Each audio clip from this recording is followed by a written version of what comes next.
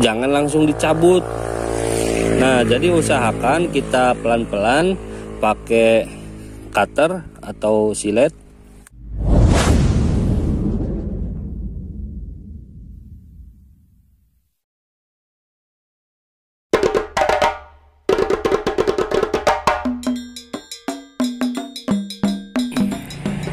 Assalamualaikum warahmatullahi wabarakatuh. Kembali lagi di channel Kelas Krep. Pada video kali ini kita akan membahas bagaimana sih cara menanam pohon bibit durian musangking kaki 3 agar bisa tumbuh secara maksimal dan cepat berbuah.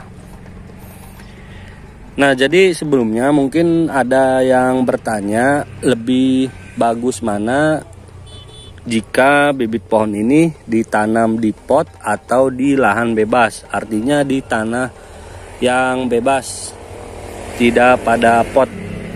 Nah, menurut saya penanaman ini jauh lebih baik jika dilakukan di lahan terbuka atau di area bebas. Kenapa? Karena untuk pertumbuhan dari akarnya ini akan lebih leluasa, ya, lebih tidak terhambat, karena mengingat untuk pertumbuhan di dalam pot itu pasti terbatas pertumbuhan akarnya. Nah, jadi jika dibandingkan lebih bagus mana, jelas lebih bagus di lahan terbuka. Nah, adapun kelebihan di dalam pot, yang pertama mungkin dari segi tempat itu fleksibel, bisa ditanam di lokasi mana saja, bisa di depan rumah, bisa di belakang rumah, tidak mesti di kebun. Nah, itu mungkin kelebihan dari pot. Terus yang kedua, posisinya bisa kita robah-robah, bisa dipindahkan sesuai dengan kebutuhan.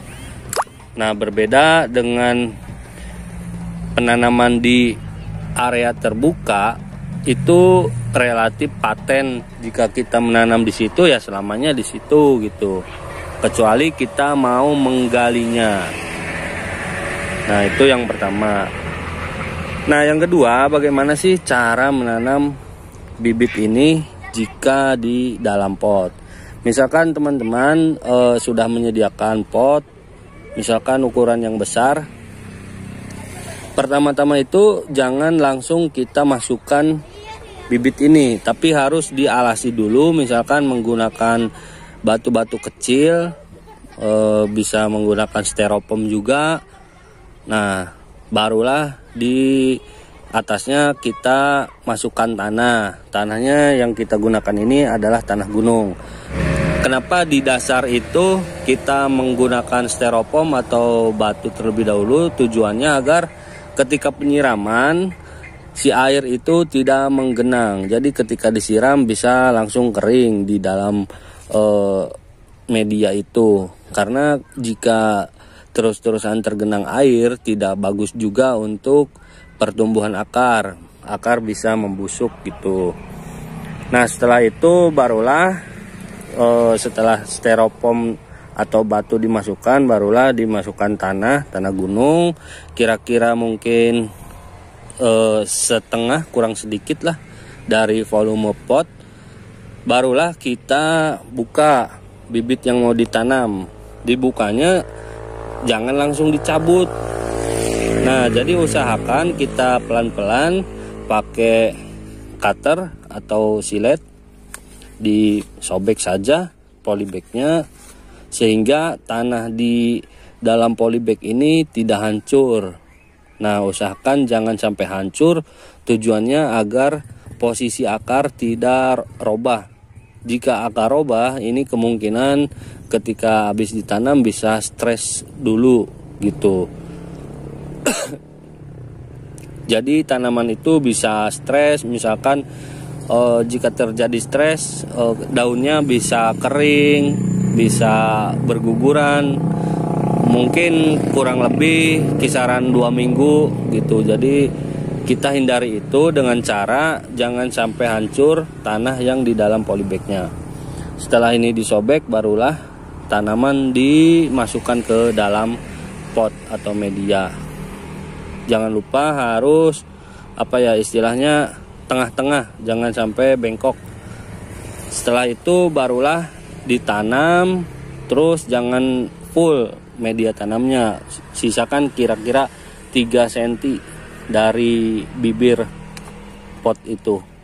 Tujuannya agar ketika penyiraman si air itu tidak tumpah, bisa menggenang di sini. Gitu. Baru setelah itu kita dapat memberikan pupuk kandang. Kalau teman-teman yang